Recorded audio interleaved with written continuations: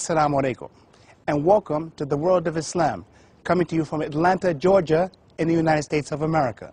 From Denmark to China, from Australia to Argentina, from the USA to the UK, there are more than 1.5 billion Muslims in the world today.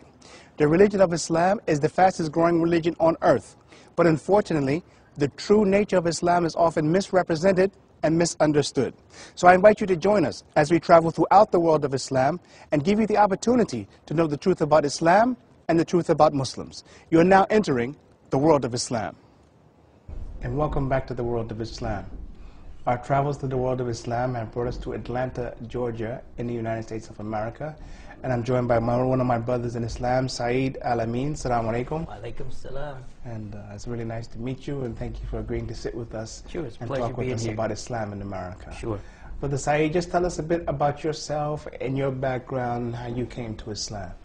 Well, I guess if I had to take it way back, when I was a child, my parents, of course, they're Christian, and they would send me to Sunday school, and I would go to Sunday school and go to church and everything. And as a child, there were just some things that didn't sit right, didn't sit well. Mm-hmm. I'm an analytical person by nature, mm-hmm. and I analyze things, and I go through a certain series of checks and balances. Mm-hmm. And so as I continued to get older, I had all of these questions, mm-hmm. About God and about Jesus and about other things. Mm-hmm. And but what are some of the questions you had, and who did you approach with these questions? I went directly to the. If you want an answer, you go directly to the source or the head of the organization, so to speak. Mm-hmm. So I would go to preachers, and I would interview preachers, and I would want to know about the Trinity. I would want to know about original sin, things of that nature. Mm-hmm. And the answers I would get just didn't fulfill me. Mm-hmm. I would be told things like, well, listen with your spiritual ears, and you need to understand with your spiritual mind and these things, but that never gave me an answer. Mm-hmm.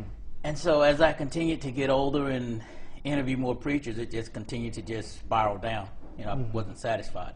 At an early age, I just could not. And it's unique that you say you went to interview preachers as opposed to go to ask them questions. Well, interviewing because I was looking for a church home. There was something inside of me. Mm-hmm. There was a yearning. That I was searching for something. I didn't know exactly what it was. It was Islam all the time. Mm-hmm. But that was my path. I was on that journey, and I didn't know it.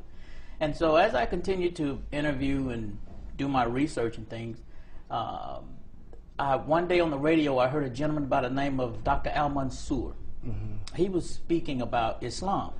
And I thought, okay, he's going to talk about the Nation of Islam thing. Mm-hmm. But this Islam he was talking about was different. Something I had never heard. Mm-hmm. And he was going to be doing a book signing at a store. Mm-hmm. So I went to the store, and I listened to his lecture. And what he was saying, it struck me. I said, this is what I have been looking for all of my life. Mm-hmm. I've never heard about this. Mm-hmm. And so after that, he took the time to sit down and talk with me and autograph my book and everything. And I read his book. We went through the whole thing. And after that, he challenged me. He said, well, you need to find a mosque or go to a bookstore and read the Quran. Mm-hmm. He said, just read it.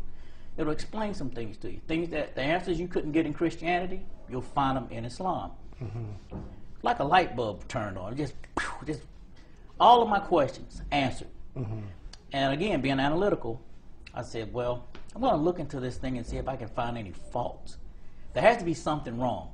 And the more I delved into it and looked into it, the more... At that point, you were looking into it, you thought there had to be something inside of it wrong. Well, there was something definitely wrong with Christianity from my standpoint. Mm-hmm. And so I'm like, okay, Islam, so far, everything is on point. Mm-hmm. Nothing strays away from what I think is true and direct. Mm-hmm. And as I read the Quran, that's when I truly could understand the Bible. Mm-hmm. Things that were left out, or things that had been changed, the Quran it clarified everything. Can you just explain that a bit more?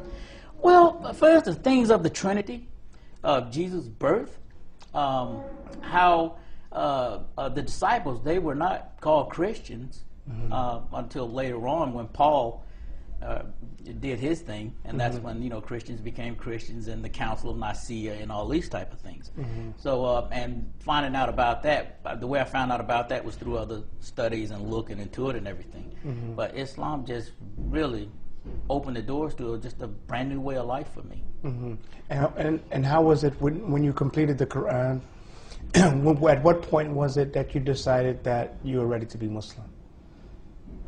I read a part in the Quran where Allah said that this day He has bestowed His favor upon us and chosen Islam as our religion.